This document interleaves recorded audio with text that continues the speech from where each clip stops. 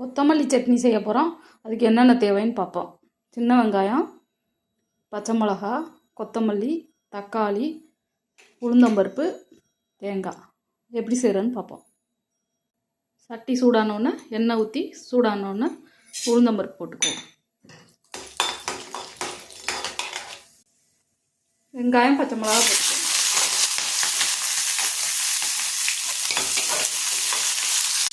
வெங்காயம், பச்சை மிளகா வதங்கிடுச்சு. தக்காளி போட்டுக்குவோம். தக்காளி வதங்கிடுச்சு. கொத்தமல்லி போட்டு வதக்கிக்குவோம். கொத்தமல்லி வதங்கிடுச்சு. தேங்காய் போட்டு வதக்கிக்குவோம். ஆற வச்சு அரைச்சிக்குவோம். உப்பு தேவையான அளவு போட்டு அரைச்சிக்குவோம்.